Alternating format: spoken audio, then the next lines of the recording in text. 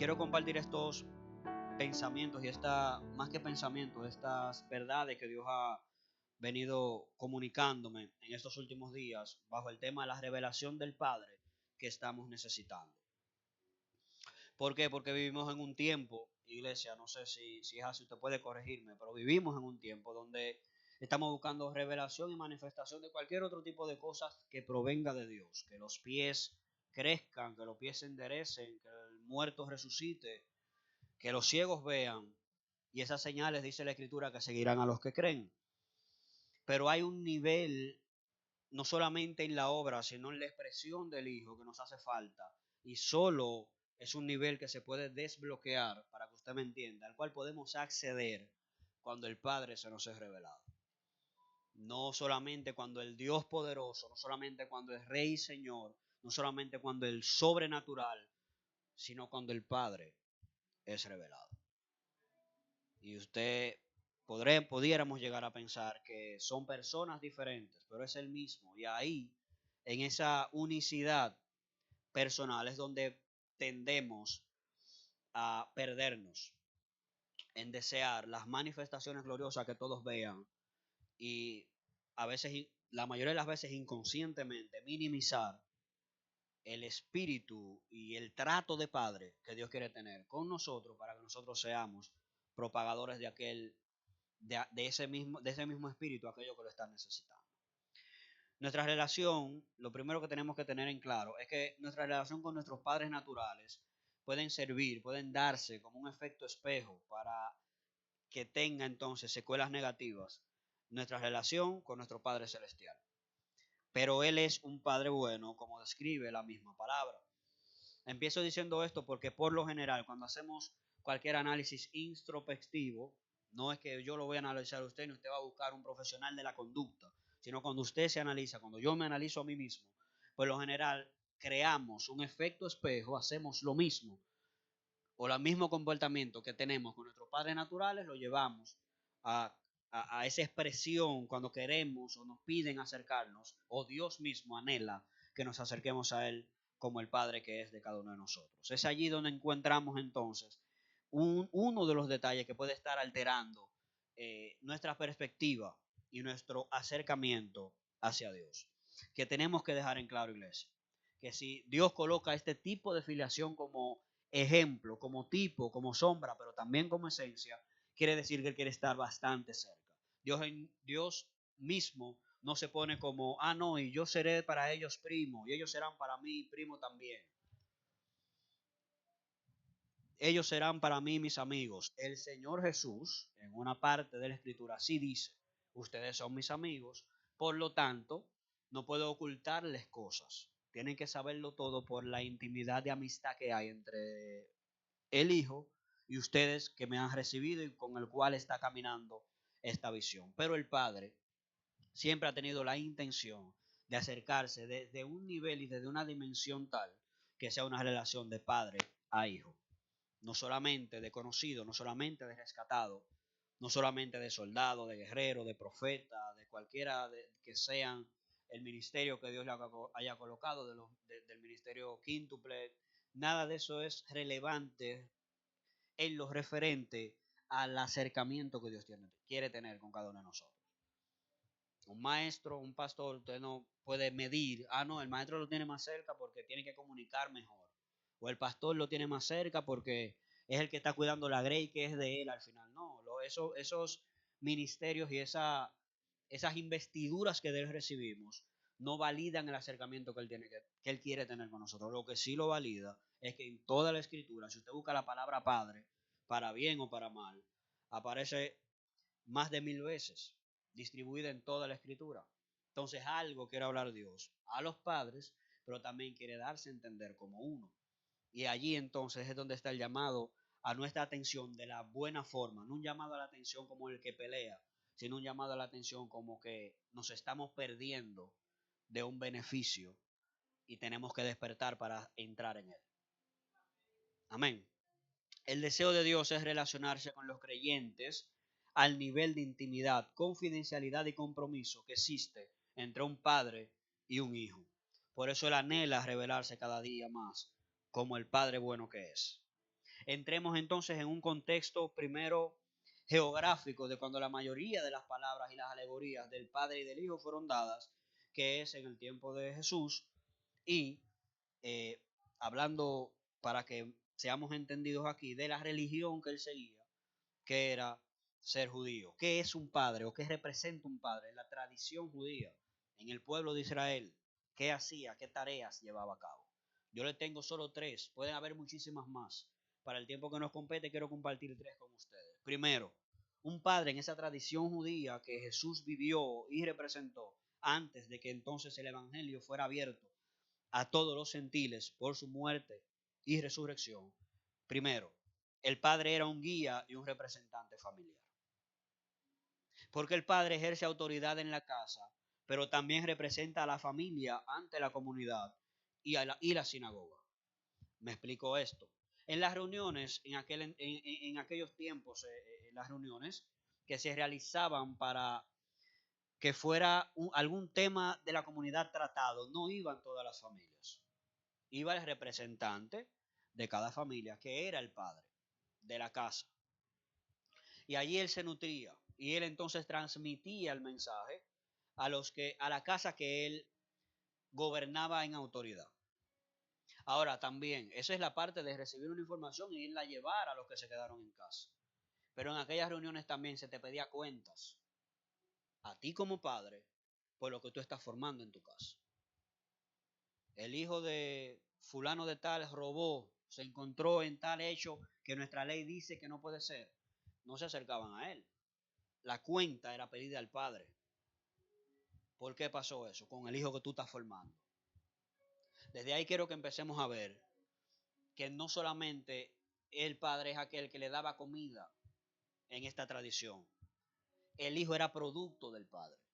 Si un producto me sale mal, yo voy a la fábrica que me lo hizo, voy a aquel que me brindó una garantía de que lo que va a salir de ahí es bueno y reclamo.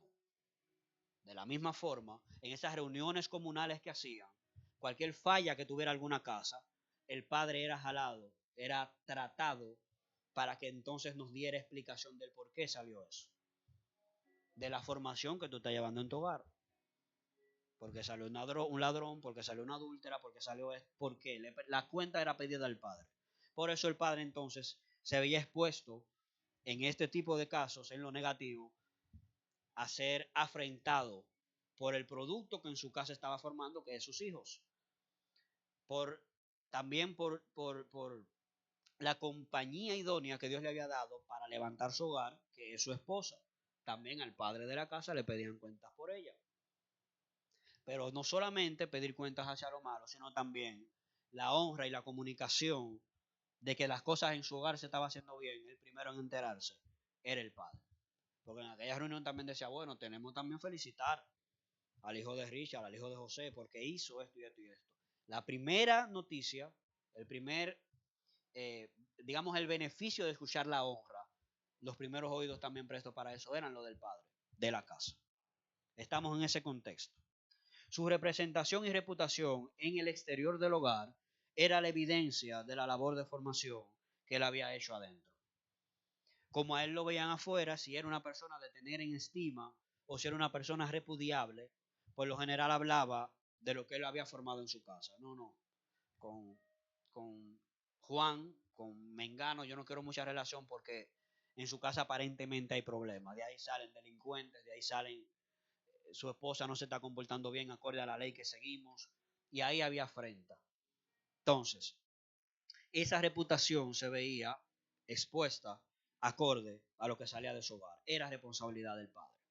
En resumen, al padre es a quien le pedían cuentas por alguna falla de la familia ante la comunidad y también al que daban la voz de honra y honor por formar lo que salían de la casa. Ese es el punto 1. Era un guía para su familia y un representante para ellos. Punto 2. Los padres en este contexto histórico, en la tradición judía, instruía para un oficio y para el sustento de vida de sus hijos. Es sabido de algunos de los que estamos aquí presentes, quizás de algunos no, y por eso me tomé la libertad de colocarlo para repetirlo, y es que el padre heredaba a su descendencia el oficio que él hacía. Por eso el mismo Jesús era carpintero porque su padre sí lo era. Su padre José también lo era.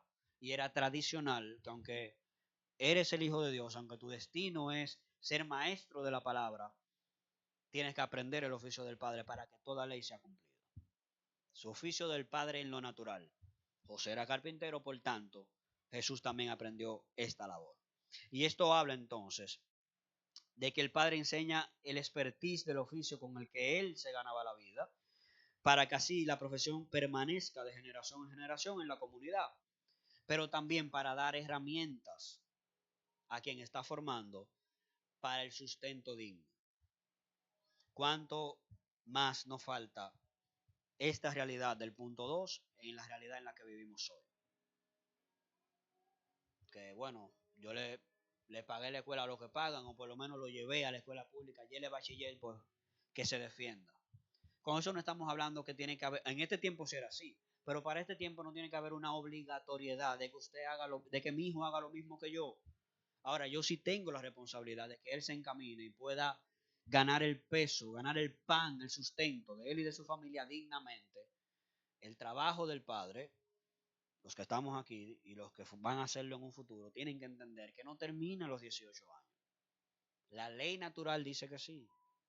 Lo que Dios nos dice es que no. Porque Dios sigue siendo Padre y Rey de todos, sin importar la edad que tengamos. Jesús mismo, a los 30 años, inicia su ministerio y es el Hijo amado en el cual él encontraba complacencia. Y hace rato, para la tradición de él, que él debió ser un independiente, digámoslo así. Pero seguía siendo su padre y era pegado a la palabra de lo que el padre hablaba, que él se movía. Por tanto, nuestra labor no termina a los 18, sino que no termina nunca. Esa es la realidad. Los padres nunca terminamos. Por eso la bendición de tener los hijos es para siempre. Mientras respiremos en esta tierra, estaremos siendo bendecidos con ellos y nosotros podemos ser bendición para ellos. Dije lo primero, era un guía y un representante familiar. Lo segundo, tenía que enseñar a los hijos un oficio para ganar el pan. Lo tercero es que también era el educador religioso y tradicional de la casa. ¿A dónde vamos con esto? Arriba, en el punto 1, él guiaba en el caminar de vida y era representante de su casa. En el 2, instruía para ganar el pan, para trabajar, para poder en algún momento independizar y que su familia fuera multiplicada en otras familias. Pero en el tercero entonces entra ya la educación competente a lo que Dios había hablado en esa generación y las generaciones anteriores del pueblo de Israel. Las tradiciones del hogar eran transmitidas por el padre cuando se dedicaba un tiempo a enseñar la Torá o el Pentateuco y las leyes vigentes y aplicadas a su pueblo se le enseñaba a sus hijos. Era el padre el cual transmitía también este conocimiento. El aprendizaje iniciaba, iglesia, de estos niños a los 5 años y ya para los 13 cada niño debía alcanzar un grado de madurez de este conocimiento de lo que dice la escritura, que para ellos era la Torá. Debían alcanzar un grado de madurez que lo hacía responsable de cumplir con todo lo que ya se le había enseñado. O sea, ya a los 13 años, un niño judío se le pedía cuentas de por qué había fallado a tal o cual ley, porque todas debían saberlo. Y eso era una formación que era llevada a cabo por el Padre. El soporte espiritual entonces, de oración, de súplica, de ruego, enseñar esas prácticas espirituales, ya no compete al tema que quiero abordar, pero sí en la investigación lo encontré, le convenía o lo llevaba a cabo la madre, era quien enseñaba esas prácticas espirituales. Ahora, lo tradicional y costumbres religiosas eran y son transmitidas por los padres. Pero ¿a dónde vamos con esto? Toda la historia, si usted se fija, las fallas del pueblo de Israel eran prácticamente repetir ciclos, porque no, aunque sabían con entendimiento de dónde el pueblo había venido y las maravillas que Dios había hecho para traer un pueblo a libertad, nunca se les reveló en el corazón que habían sido libres para servir al Señor. Y ellos prácticamente, cuando usted lo estudia, voluntariamente, corrían a ser esclavos de nuevo.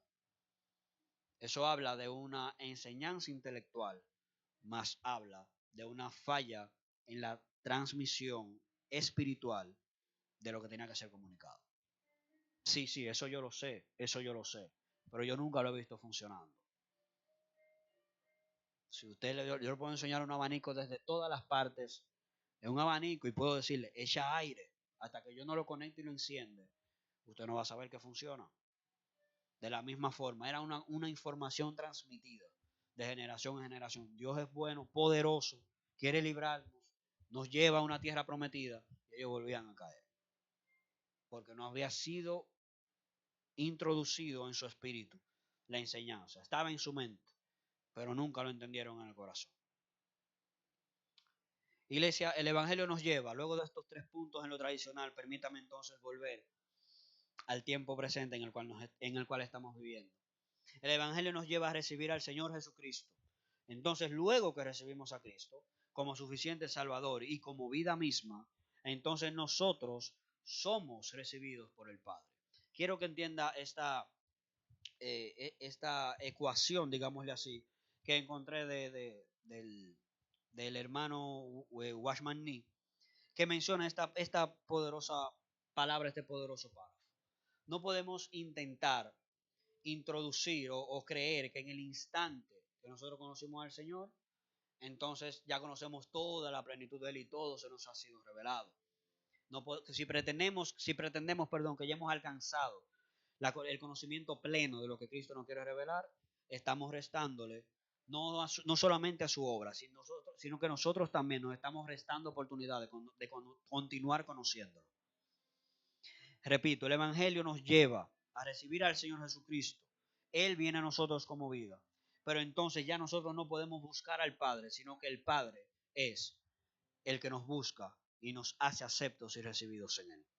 Poderoso. Desde la perspectiva del evangelismo, iglesia, ¿qué es lo que estamos buscando compartir? Si estamos hablando en cada domingo sobre el mover de casa iglesia y queremos buscar las almas para el Señor, ¿qué estamos buscando compartir en ese tiempo de evangelismo? El Dios poderoso que resuelve todo lo que no podemos controlar. Ese Dios es más comercial, yo diría. Pero todo lo que tú no puedes controlar, sírvele al Señor, ponlo en manos de Él y Él lo va a hacer. Amén, amén. Está fácil de vender el producto. Pues todo lo que tú no controlas, yo, bueno, déjame entonces rendirme y servirle a este Señor, servirle a este Dios, para que todo quede resuelto. No es que eso esté mal, pero es solo eso lo que andamos predicando. ¿Acaso nos olvidamos de presentarlo también como un padre de amor y como cabeza de una familia, la cual Él nos hizo aceptos y nos adoptó? Y es otro llamado a la atención que Dios me hizo a mí y yo lo extiendo a ustedes. También tenemos que presentar esto. Porque permítame decirle que hay mucha gente allá afuera y probablemente también aquí adentro que no le interesa mucho ver los pies crecer ni los ciegos ver, sino que están esperando un abrazo de un padre que los ama. Una de las necesidades más imperantes de esta generación es un padre activo y presente. ¿Por qué lo digo? Porque esta generación ha reducido, corrompido la presencia del padre a solo estar. Ah, no, sí, ellos tienen su papá, porque él vive con ellos. Y ya nada más adelante vamos a seguir viendo otras cosas que son responsabilidades de los padres, pero nada más por el modelo que vimos de los judíos. Usted se imagina estas 3 responsabilidades, nada más 3 le saqué, hay muchísimas más, pero nada más estas 3 responsabilidades, un padre que nada más está presente para dar boche, para mandar, para traer la comida. Algunos no están presentes ni para eso. Algunos su presencia solamente es la económica. Y entonces ya eso destruye lo que es el modelo paterno que Dios quiere establecer. Porque si eso es lo que estamos viendo en esta generación, entonces vamos a verlo como falto o sin relevancia el compartir la paternidad que de Dios hemos recibido. Porque aunque eso sea, el ejemplo que estamos viendo hoy, eso no está ni cerca de la bondad, del trabajo que Dios sigue haciendo por cada uno de sus hijos. Porque no sé si usted sabía que Dios trabaja para sus hijos. Él no está quieto. Él está sentado en un trono, pues él no está tranquilo. Amén. Entonces, desde el evangelismo, iglesia, seamos intencionales. en compartir también de ese Padre de amor que con amor nos alcanzó, con sus cuerdas nos trajo. Y gracias a la vida de su Hijo dentro de nosotros, nos hizo partícipes de una familia en los cielos. Hay mucha gente que está necesitando pertenecer a una familia. Y no le hablo de una iglesia. Le hablo de pertenecer a una familia que le dé un linaje, que le dé una capacidad, un ADN distinto para ellos poder negarse a las cosas que por su línea sanguínea en lo natural no pueden negarse. Yo voy a hacer esto porque en mi familia todos son esto. Todos beben en mi familia, yo voy a beber. Todos han fumado en mi familia y llegan a 70, 80 años, yo voy a fumar. Porque es lo que mi ADN hace. Hay gente que los salvará más el entender que pertenecen a una nueva familia que el entender que Dios dentro de ellos puede levantar un muerto. Pues dicen, no, yo no quiero levantar muerto. Yo lo que quiero es que esta línea de maldición que me ha perseguido a mí, con los cánceres en los pulmones por fumar, con la insuficiencia renal y hepática por beber, eso es lo que yo quiero cortar y no puedo. En mi naturaleza no puedo. Yo lo intento, pero no me da. ¿Qué tú tienes para mí para ofrecerme? No es que me imponga la mano. ¿Qué tú tienes? Hay una nueva familia que te ofrece una naturaleza distinta para que todo eso ya pierda poder en ti. Entonces ya ahí usted va viendo la importancia de presentarlo como padre, porque automáticamente el que presenta un padre está presentando a la familia. La escritura dice, y es parte de mi parte final, pero tómelo como spoiler, que el que ve al hijo va a ver al padre. El que quiere ver al padre, el acceso directo, el atajo más fácil, no es esperar que él venga a buscarnos y reinemos con él y lo vamos a ver. Ah, mira el padre sentado en el trono. No, es ver al hijo. ¿Y dónde se ve el hijo? El hijo se ve expresado en su iglesia, en aquellos que se deciden a morir ellos para que el hijo sea visto. Es entonces allí que estamos viendo una familia operando, porque vemos a un padre que reina, a un hijo que se deja ver con todas sus virtudes y te dice mientras tú ves las virtudes, todo esto que yo tengo, nada más es porque yo imito a mi padre. Es allí donde el padre entonces es visto, porque todo lo que Cristo hizo fue lo que escuchó y lo que vio al Padre hacer en lo secreto. No hizo nada por sí mismo. Ahí entonces estamos dando ya a conocer la familia celestial, que también debe ser un tema neurálgico, principal para el evangelismo también. El camino, iglesia, para alcanzar al Padre, como ya le acabo de mencionar, es el Hijo. Es necesario poder comunicar el amor que nos ha sido otorgado y la familia celestial que nos ha dado acceso a la adopción por medio de su Hijo. O sea, esto es un tema no solamente para hablarle un día, sino para entrar en un entendimiento más profundo para poder comunicarlo de forma correcta. No se trata solamente de decir, no, Dios es su Padre, tiene que convertirte, porque el que se convierte es su Hijo. Tiene más que eso que explicar y por eso tenemos que profundizar en este tema para poder comunicarlo de forma correcta a aquellos que desconocen de esto. Hay gente, puede tenerlo por seguro, que solo conoce a Dios por los letreros de las calles que dicen Cristo te ama, Dios te salva. No saben que Él quiere ser padre de ellos, que dio a su Hijo por ellos, para que ellos no sean de un nivel inferior, sino para que sean copartícipes de la misma línea que lo une como hijo a Cristo, es la misma que nos une a nosotros, porque le hemos recibido con esa vida. En resumidas, en ese punto, si usted quiere, vamos a recogerlo de esta forma. La escritura dice que muchos son los que van a ser añadidos a esa familia celestial por causa del uno, que es Cristo. Pero es desde Él que todos seremos hechos y vistos como hijos. Y aquel que es hijo entonces tiene apariencia, y más que apariencia, esencia misma del primero, de Cristo mismo. Pero quiero hacer un ejercicio con ustedes, con algo que nos parece muy cotidiano, que el Señor dejó como mandato, digámosle así. Muchas veces pasamos por alto y hoy quiero tomar la oportunidad para desglosar esta oración, un modelo de oración que el Señor nos dejó, de hecho el más famoso, y ver el porqué de algunas cosas que aparecen, y es el Padre Nuestro. Acompáñenme por favor a Mateo, Sí, vamos a ir a la Biblia. Mateo 6. Vamos a leer desde el verso 9.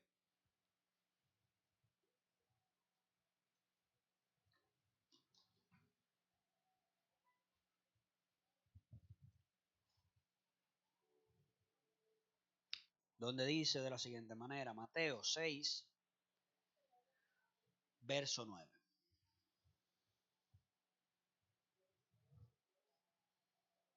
Dice así: vosotros pues oraréis así: Padre nuestro que estás en los cielos, santificado sea tu nombre. Nos paramos ahí, vamos a ir así mismo verso por verso, viendo qué es lo que el Señor ofrece detrás de este modelo de oración.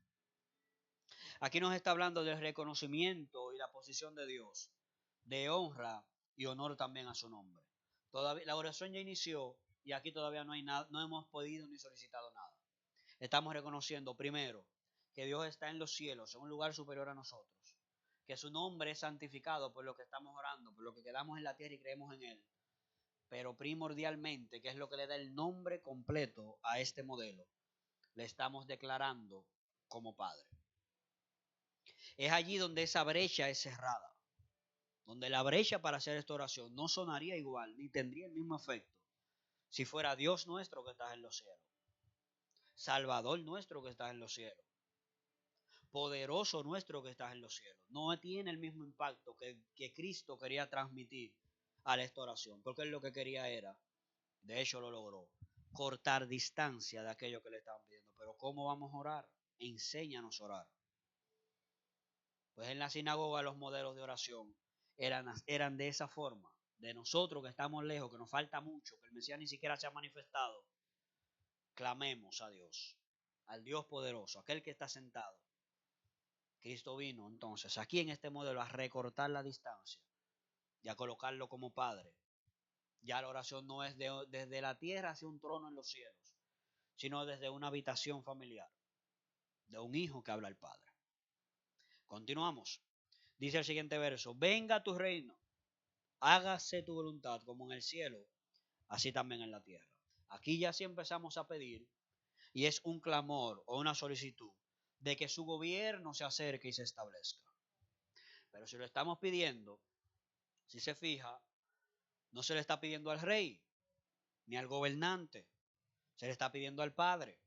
Entonces este pedido está solicitando para allá y está dejando responsabilidades de este lado. Porque si yo le estoy pidiendo a mi Padre que su reino venga, el responsable de traerlo, si yo llevo la misma sangre que él, entonces soy yo.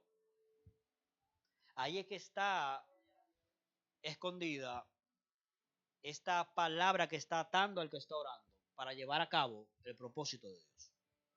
No es lo mismo yo decir, no, que venga el reino de España.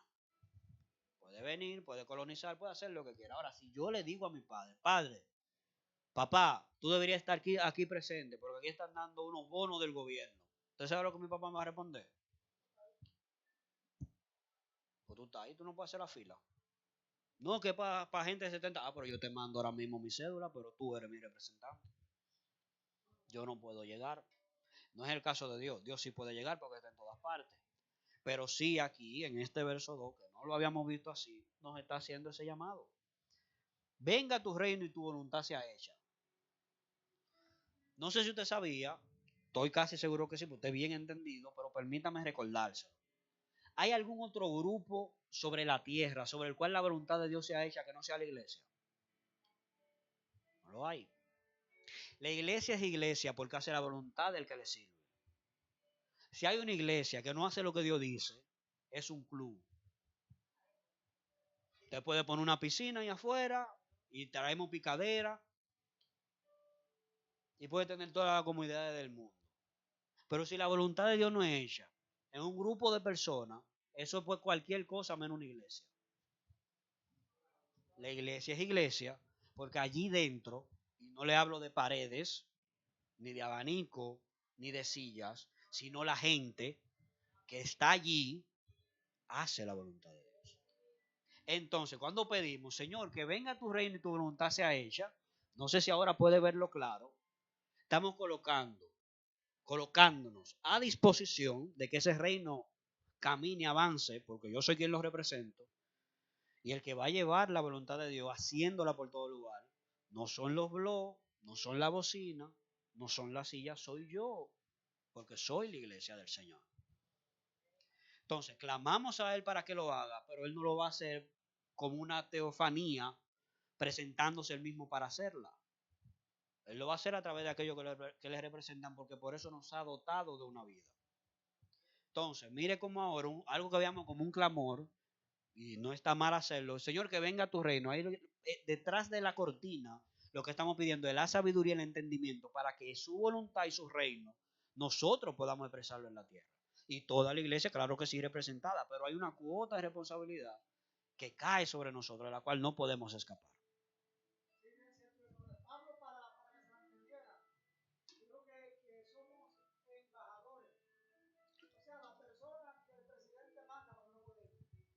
Es así.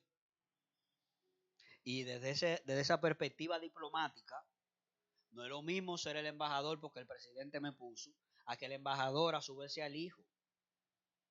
Que ahí entonces las cosas cambian. ¿Cómo yo comunico? Si simplemente para ganarme los millones de pesos que me van a dar por ser embajador. Ah, no, pero espérate, ahora yo estoy comunicando el reino donde mi papá es el rey. Es diferente. Ah, no, es un conocido cualquiera que llegó a rey. Bueno, vamos a comunicarlo para cumplir por el sueldo. Ahora, si mi papá es el rey, es para que mi padre se lleve la honra, la gloria, el honor de que yo estoy bien representando todo lo que a él le pertenece. Ahí la perspectiva entonces cambia. Entonces, luego de este clamor y solicitud de que el gobierno venga y se establezca, recuerde, a través de usted y de mí, es que eso va a pasar. Seguimos leyendo y volvemos a pedir. El pan nuestro de cada día, dánoslo hoy. Esta es una solicitud de la provisión que el Padre por naturaleza otorga. La naturaleza del Padre celestial y de los padres en lo terrenal también.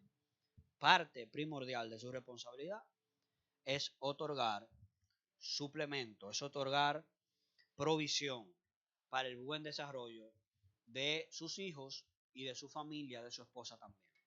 Debe de ser proveedor. Así como Dios el Padre lo es, los padres en lo natural también. Por eso aquí aparece esta parte. El pan nuestro de cada día, dánoslo hoy. Sé nuestro suplidor, Señor. Ese sí es un pedido donde colocamos en él esperanzas, fe, responsabilidad, y ahí sí tenemos que depender de él totalmente, porque aunque sea él que nos dio el trabajo que tenemos, sí tenemos que entender que sin su gracia fuera imposible. Siguiente verso. Perdónanos nuestras deudas, como también nosotros perdonamos a nuestros deudores. Este clamor habla de perdón y misericordia, pero también, iglesia, es la evidencia de que le imitamos, de que actuamos acorde a la paternidad que hemos recibido. Mostramos el vínculo filial y el parentesco con el Padre cuando expresamos lo mismo que de él recibimos. Escúcheme bien. En esta parte dice, perdónanos como nosotros perdonamos. Es el hijo clamando al Padre, como diciendo, papi, mira, me parezco a ti en cómo perdono, en cómo me manejo, en cómo soy. No solamente en lo que hago, en cómo soy, me parezco a ti. Por eso yo sé que tú puedes perdonarme, porque yo lo hago. El que mucho perdona, dice el ministro Marcos Brunet también, que entonábamos unas canciones de él anteriormente, dice que el que mucho perdona, al que mucho se le perdona, mucho ama. Ama a aquel que le perdonó. Pero ese amor también se traduce a nivel global a todo el que le rodea. Porque el que recibe perdón es entendido que hay alguien de arriba que tuvo que otorgárselo para que sea quitado, alguien con el cual tú tenías deuda. Por eso aquí habla específicamente, perdónanos nuestras deudas. En otra parte, o a mí en lo particular, no sé si alguno de ustedes se lo ha enseñado, que decían, perdona nuestras ofensas. Aquí habla de una deuda, aquel con el cual tenemos alguna deuda pendiente. Si decide él, no que me la pague, sino perdonarla, a aquella persona yo le voy a tener un agradecimiento, usted también. De la misma forma, hay otra presentación en la Escritura a través de una parábola donde asimismo se le perdona a alguien mucho, entonces a esa persona le deben y él mete a la cárcel el que le debe menos. No entendió para nada el principio de aquel que es perdonado, se supone que debe de perdonar de igual manera o más. Él no perdonó ni siquiera menos. Exactamente. Él le vio una millonada, se le perdona. No, también no me debes nada. Saliendo por la puerta, se le hace, y oigan esto, que dice también lo dice ahí. A él no fue que él lo fue a buscar, a él se le acercaron para decirle, mira, yo sé que te debo, pero dame tiempo. Él dijo, no, no, a mí hay que pagármelo ahora. Si tú no lo tienes, tú vas preso. La misma misericordia que él fue a pedir, que para él sí resultó por 2 centavos, perdón, por muchos millones, él no la perdonó por 2 centavos. Y esa es la naturaleza del hombre caído que se encuentra fuera de la vida de Dios.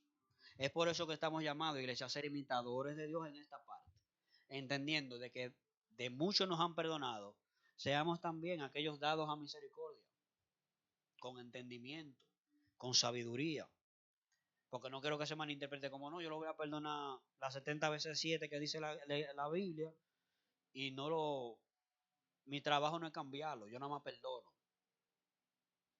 Aquel que le ofende de continuo también tiene que tenganlo pendiente, usted tiene que tener también un llamado de atención para que la persona cambie. Que Dios le dote de la gracia y la sabiduría para que las personas que usted le hable con ciencia, con entendimiento, reciban la dirección y cambien sus actitudes que tanto nos ofenden a nosotros, poniéndonos nosotros como ejemplo, ¿verdad?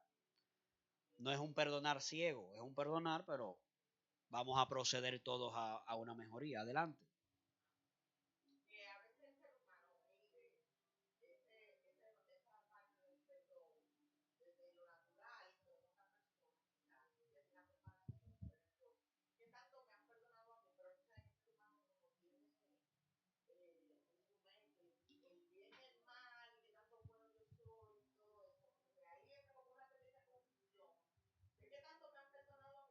Para yo perdonar más para adelante.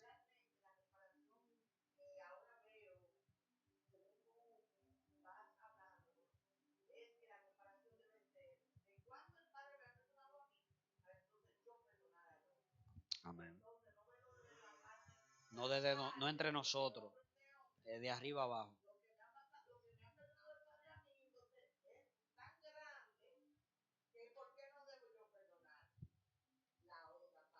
Amén. Amén, así es. Además, recuerde, permítame leerle esta porción de nuevo. Perdona nuestras deudas como también nosotros perdonamos a nuestros deudores. Eso está hablando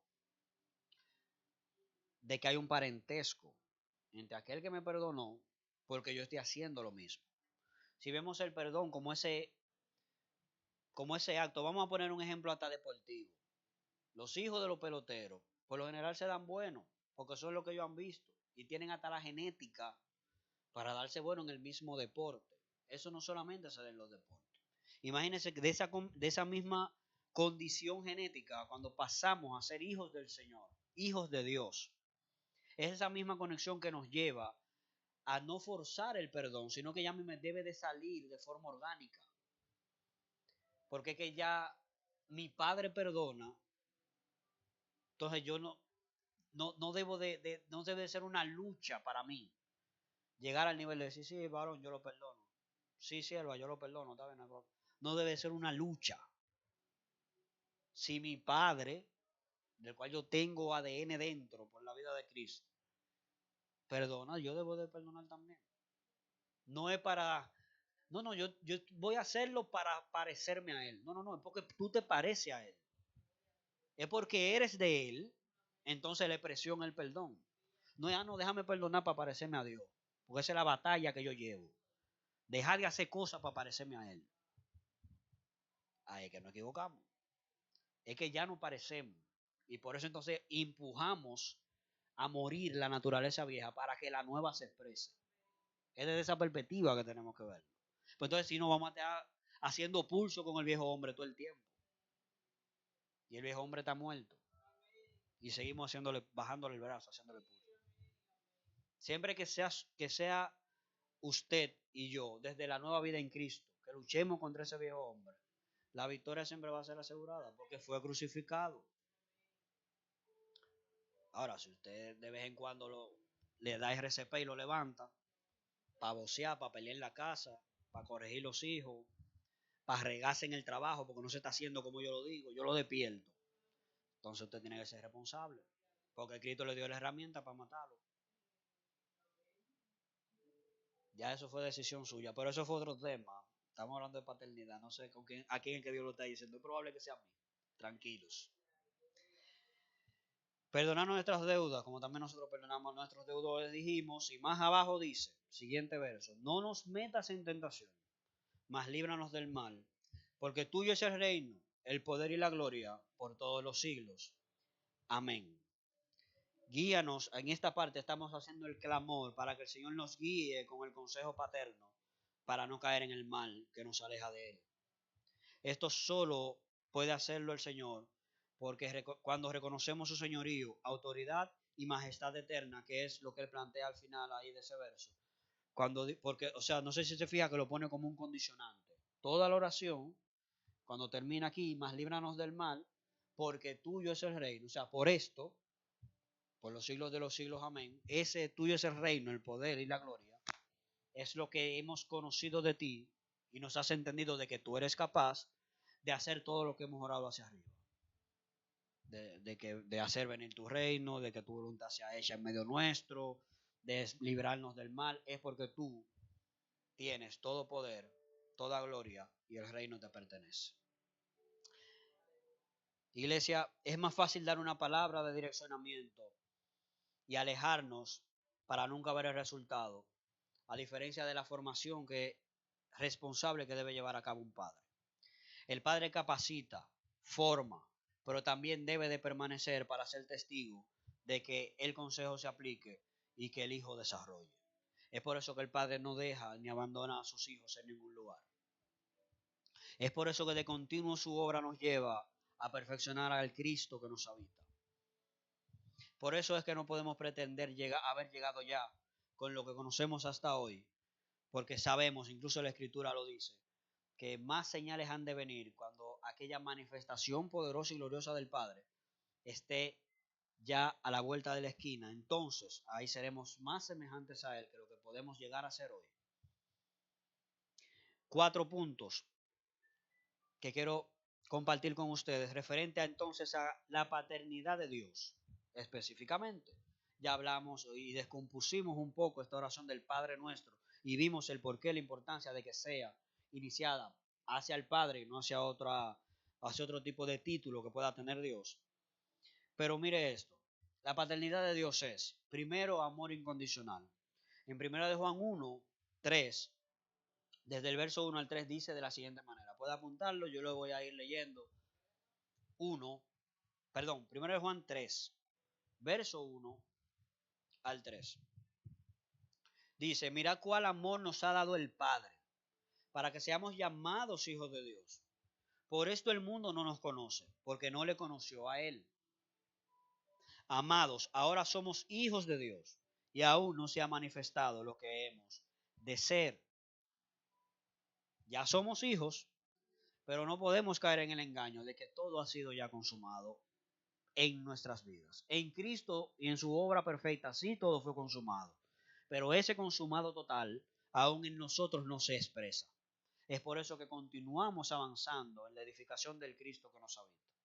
Y mire aquí como dice en el principio, que el mundo no nos conoce a nosotros porque no nos conoció a Él, no lo conoció a Él como Padre, ni conoció al Hijo primogénito que le vino a dar a conocer, que es Jesús, Jesucristo.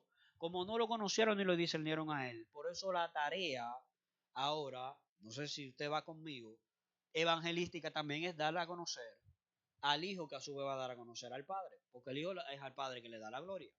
Y ahí caemos en lo que le hablé anteriormente. ver esta comunicación de la paternidad como herramienta evangelística también. No solamente como aquel que te resuelve los problemas económicos, que te va a conseguir el trabajo, sino como el padre que quiere amarte. Hay gente que es esa parte que necesita, aunque para nosotros sea sencillo, porque hemos sentido su abrazo, tenemos tiempo, que en nuestro lugar secreto sentimos, y sentimos y sentimos y sentimos, y sabemos que es una realidad en nuestro espíritu, pero hay gente que ni lo siente ni lo sabe. Y esas verdades del amor de Dios deben ser comunicadas. Sigo leyendo. Amados, ahora somos hijos de Dios y aún no se ha manifestado lo que hemos de ser, pero sabemos, escuchen, no se ha manifestado, pero yo sé, que cuando Él se manifieste, seremos semejantes a Él, porque le veremos tal como Él es. Y todo aquel que tiene esta esperanza en Él, se purifica a sí mismo, así como Él es puro. Todo aquel que tiene esta esperanza, que se supone que deben de ser todos aquellos que son encontrados y hechos hijos de Dios, cada día más se purifica porque es lo que el Señor hace. Amén. Esto entonces habla de un amor incondicional, porque Él empieza diciendo que ese amor fue tal que nos dio la potestad de ser llamados y hechos hijos de Dios. No haberlo alcanzado ya el gran premio, el gran galardón, la gran transformación final, pero sí estando encaminados a esa perfección que Él nos promete. Segundo, la paternidad de Dios para nosotros también es provisión y cuidado, acorde a todos los modelos que le hemos hablado. En Mateo 7, verso 9 al 11 dice: ¿qué hombre hay de vosotros que si su hijo le pide pan, le dará una piedra? Si le pide pescado, le dará una serpiente. Pues si vosotros siendo malos sabéis dar buenas dádivas a vuestros hijos, cuánto más vuestro Padre que está en los cielos dará buenas cosas a los que le piden. Ahí tenemos el acto de la solicitud hacia Dios de pedir aquella provisión que necesitamos y la diferenciación enorme de que si bien es cierto los padres en lo terrenal otorgan o le dan a los hijos aquello que entienden que para ellos es mejor, sin duda alguna el Padre dará mucho más que eso. Dice la Escritura que el mismo Cristo que fue hecho carne y vino a sacrificarse por cada uno de nosotros era y es el amado del cielo. El cielo es esa dimensión donde Él era amado, deseado, cuidado, mimado, querido, apapachado, como usted le quiera poner. Y es esa dimensión de honra, de honor, de amor, de cariño, que es dejada a un lado para venir a hacerse carne en semejanza de servidumbre para morir por cada uno de nosotros. Ya con ese solo ejemplo, no importa las otras cosas que son las añadiduras del reino, el carro, la casa, el trabajo, esas son otras cosas, pero con ese ejemplo de dar y entregar a lo que el cielo ama para que usted y yo procedamos a salvación, ya entendemos que Dios da lo que nos conviene y nos da siempre lo mejor. No dio a medio hijo, no dio a un hijo malcriado con el cual se iba a coger lucha, para que usted me entienda aquí. No fue un profeta más, no fue Jonás, que le dijeron vete allí para que haga esto, y él se iba por el otro lado. Fue el hijo primogénito, perfecto, obediente hasta la muerte, en el cual no se halló pecado. No había una canita por ahí que, ay, me rebalé. Aquel fue que Dios entregó para salvación de los muchos. Por eso su provisión y cuidado están por encima de lo que nuestro intelecto puede entender. Tercero, Dios también en su paternidad es aquella disciplina que viene acompañada con amor. En Hebreos 12:2, aquí le voy a leer un poquito, sí, porque vamos a leer del 2 hasta el 8. Hebreos 12.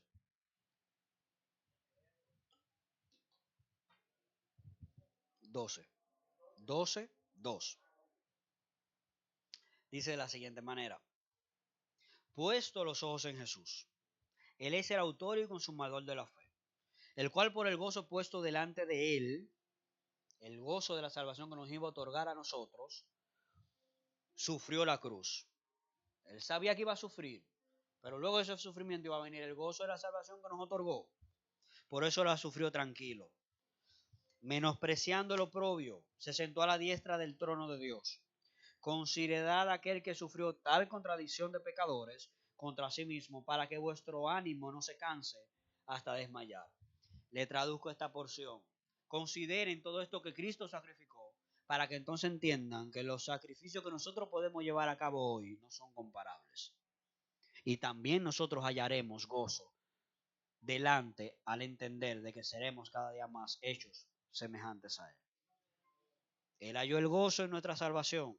Nosotros tenemos que hallar el gozo en nuestra transformación definitiva en el Cristo que estamos aspirando a ser cada día. Seguimos, porque aún no habéis resistido hasta la sangre, combatiendo contra el pecado, y habéis ya olvidado la exhortación que como a hijos se os dirige, diciendo, Hijo mío, no menosprecies la disciplina del Señor, ni desmayes cuando eres reprendido por Él. Porque el Señor, punto clave, al que ama disciplina, y azota a todo aquel que recibe por hijo. Si soportáis la disciplina, Dios os trata como hijos. Aleluya. Porque ¿qué hijo es aquel a quien el Padre no disciplina? Pero si se os deja sin disciplina, de la cual todos han sido participantes, entonces son bastardos y no hijos. Esto quiere decir entonces que la disciplina es la evidencia y el sello de la paternidad divina. Cuando Dios no que disciplina de sentarse en el último asiento.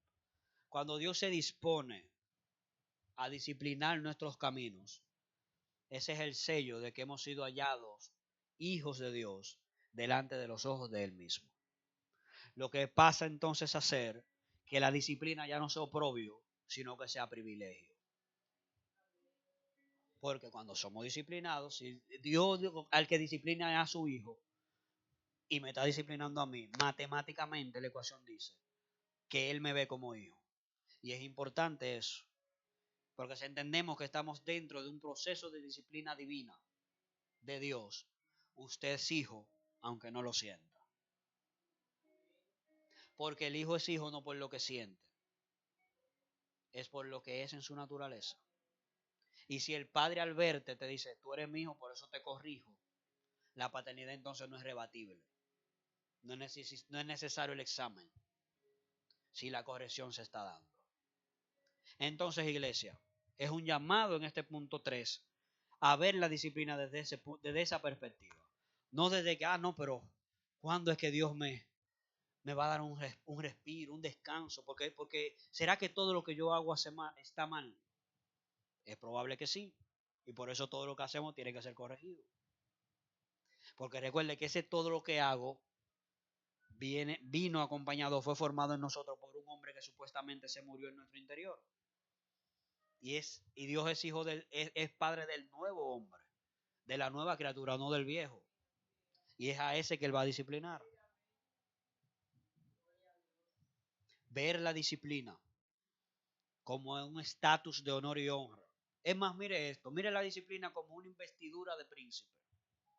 Porque si Dios es rey y disciplina a sus hijos, si me está disciplinando, entonces automáticamente yo soy príncipe del reino al cual él rige con poder. ¿Qué perspectiva?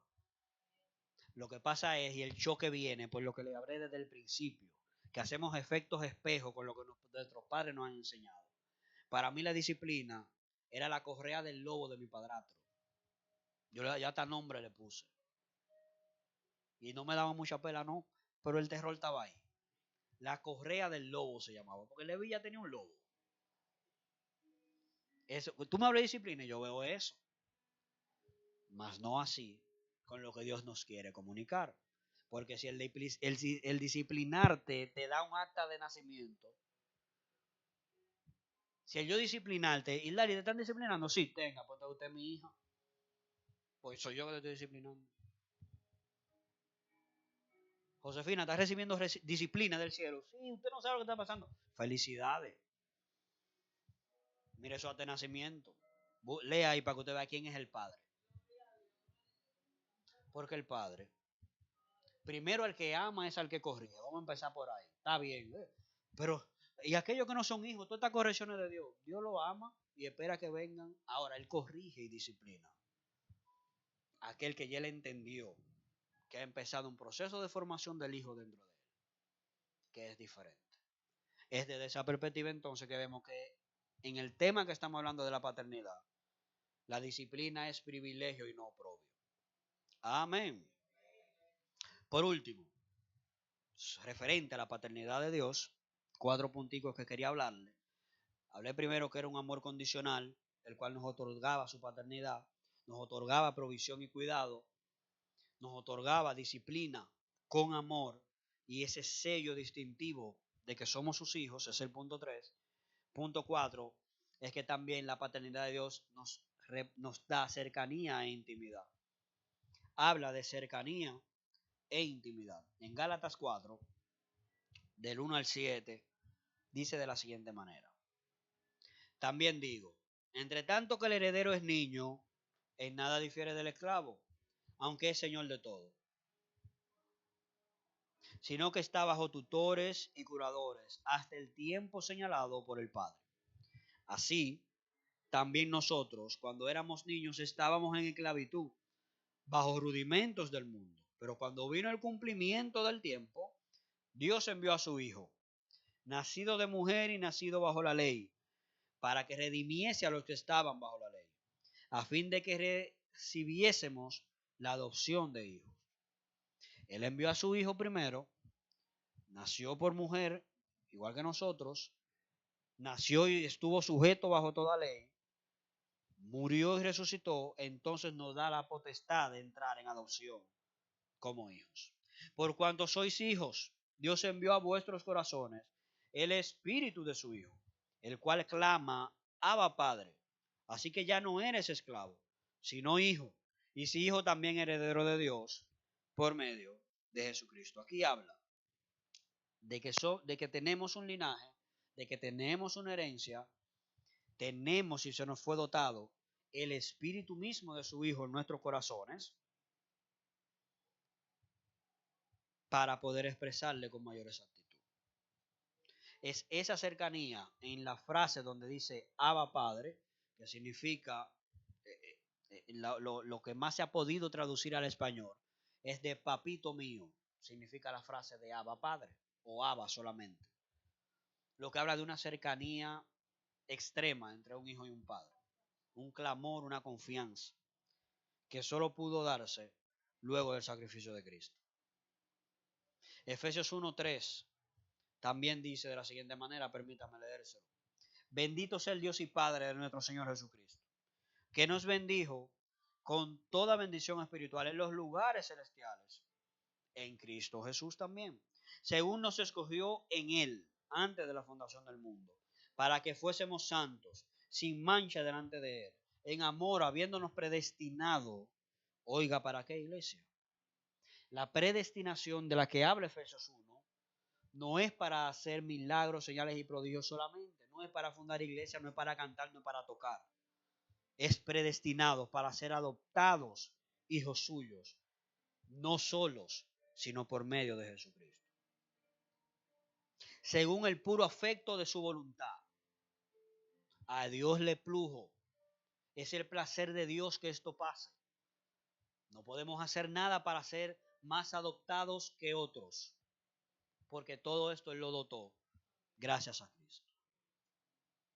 Para alabanza de la gloria de su gracia, con la cual nos hizo aceptos en el amado.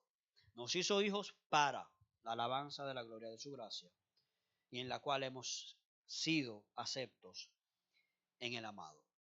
Poderosa escritura en este verso, perdón, en estos versos de Efesios 1, del 3 al 6, donde nos habla de esa predestinación para ser adoptados y hechos cercanos a nuestro Señor y Salvador.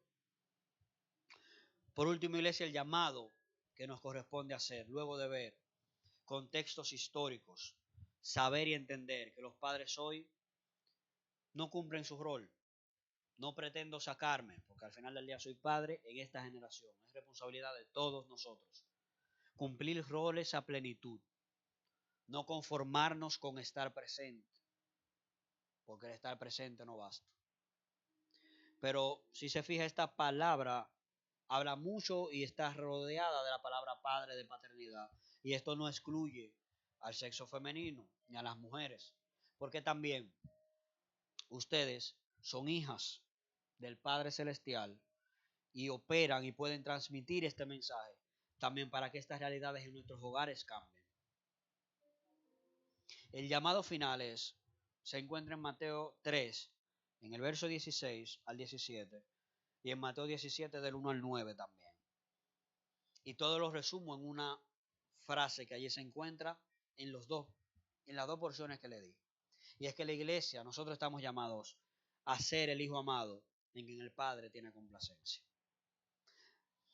Mateo 3:16 dice: y Jesús, después que fue bautizado, subió del agua, y aquí los cielos fueron abiertos. Vio el Espíritu de Dios que descendía como paloma y venía sobre él. Y hubo una voz de los cielos que decía: este es mi Hijo amado, en quien tengo complacencia. Al subir del bautismo ocurrió esto. Aún no había ido al desierto a ser tentado.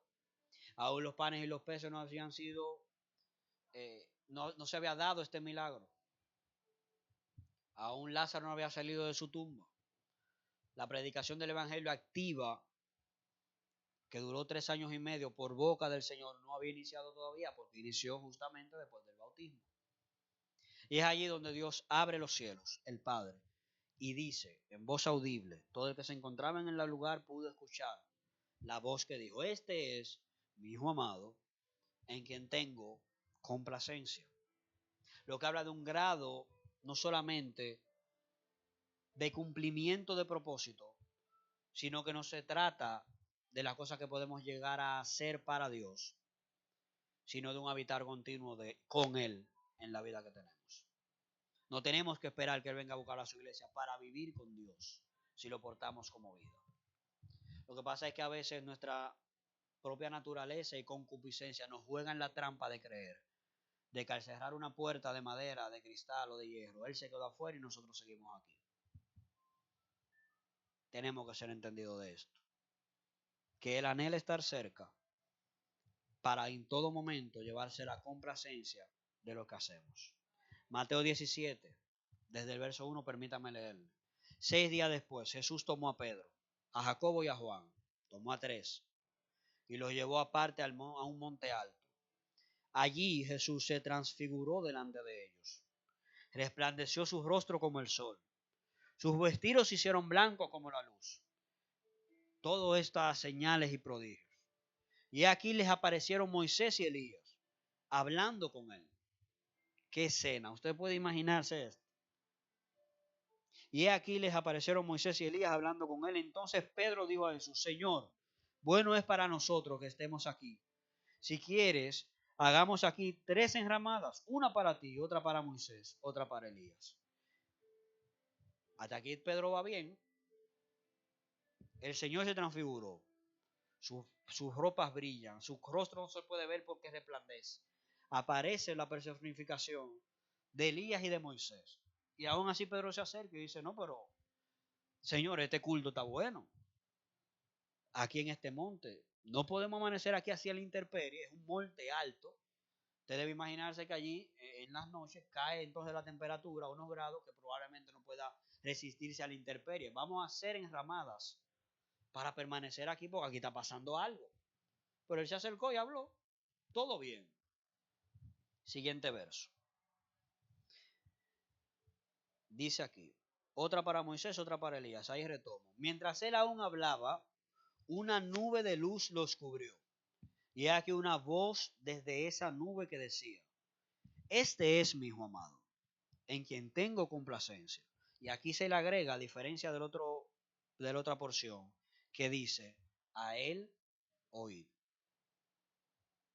Al oír esto, los discípulos que estaban tranquilos, destinados a hacer la estructura para permanecer allí, mire lo que pasó.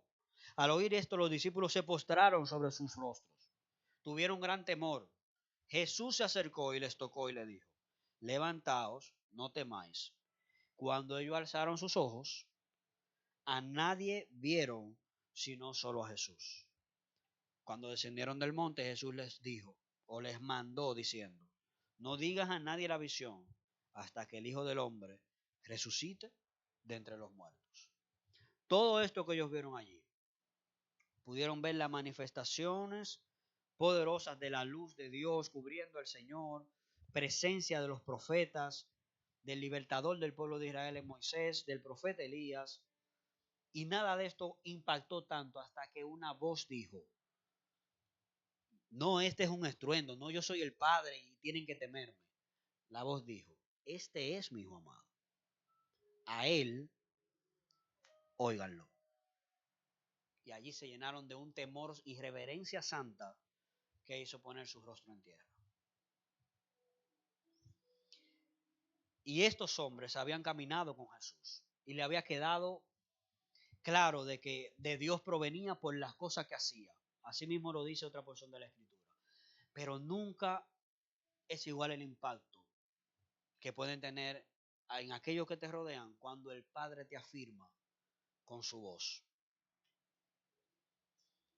Es por ello, amada iglesia, que no estaremos buscando una voz audible y mística que diga: sí, en ti yo tengo complacencia. La voz de Dios se escucha audiblemente, es visible, podemos ver, así como la otra porción de la Escritura, cuando Juan escribe que dice: y me volteé a ver la voz. Esa voz que se ve es cuando lo que el Padre dijo se materializa en sus hijos. Aquello que el Padre habló, que el Hijo y los hijos deben hacer, aquellos que al Padre no lo conocen, lo pueden escuchar cuando escuchan al Hijo a través de usted y de mí hablar. La expresión de esa voz audible, de que ella, él, es mi Hijo amado en el cual yo tengo complacencia, es meramente llevar a cabo su voluntad en el tiempo preciso, porque para eso estamos, vivimos, somos y nos movemos en la transformación continua que rige nuestra vida. Transformémonos, iglesia, entonces, no a un superhéroe, no al profeta que entra por los lugares y la gente cae por tierra. La transformación que Dios está esperando para este tiempo es que seamos el Hijo amado en quien Él tiene complacencia. Ahí está el misterio expresado de la paternidad que Él quiere expresar. Él es padre de profetas, Él es padre de apóstoles, de evangelistas, de pastores, de maestros. Él solamente quiere que lo veamos como padre de aquellos hijos que dan a conocer al Hijo, con todos los dones y talentos, con todos los ministerios de los cuales les hablé. El título más alto es ser hijo. Y aquí lo acabamos de ver. Aparece Moisés, libertador de Israel, redactador de la ley. El grado de Moisés era tal de honra delante de este pueblo que su cuerpo tuvo que ser escondido para que no fuera de tropiezo al pueblo de Israel. No sé si usted me está entendiendo lo que quiero decir. Y este hombre aparece allí. Igual Elías, el profeta más poderoso en obras sobrenaturales descrito en la Escritura. Y el pueblo de Israel también así lo conocía. Y ellos hablaron normal, pero todo se trastornó cuando la voz de Dios, el Padre, dio testimonio de que el Hijo se encontraba entre ellos. Es allí donde entonces todos desaparecen. Y dice, como acabamos de leer, al levantar sus ojos, el libertador del pueblo de Israel ya no estaba. El profeta que hacía descender el fuego tampoco. Y la nube había desaparecido. El resplandor que no permitía ver su rostro tampoco estaba. Porque dice la Escritura claramente que cuando ellos levantaron los ojos, ellos no vieron una luz. Solo estaba Jesús. De la misma forma que cuando Dios busque en cada uno de nosotros, no encuentre el resplandor que yo puedo traer del mundo, mis dones y talentos, mis capacidades humanas, mi carisma, que si bien es cierto puedo usarlo para comunicar al Señor, pero no es lo que Dios está buscando ver. Él está buscando que su Hijo Jesús sea visto. Padre, gracias te damos en esta maravillosa mañana. En el nombre poderoso de tu Hijo amado Jesucristo, Señor, queremos orar en esta hora, porque tú, Señor, eres Dios bueno que nos ha permitido compartir estas palabras. Oramos, Señor, para que estas palabras calen, encuentren un terreno fértil, un terreno bueno, donde puedan dar su fruto en cada uno de nuestros corazones.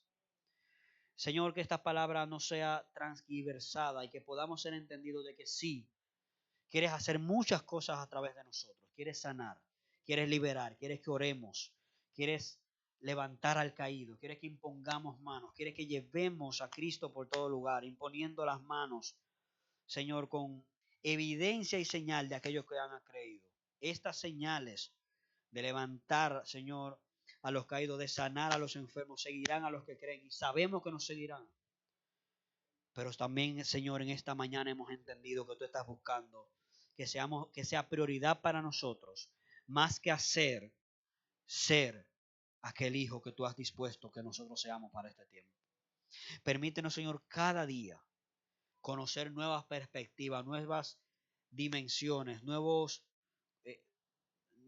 posiciones, Señor, desde la cual podemos ver y observar la naturaleza del Cristo que nos habita, para que en cada una de ellas podamos, Señor, ser imitadores de Él con mayor exactitud y precisión.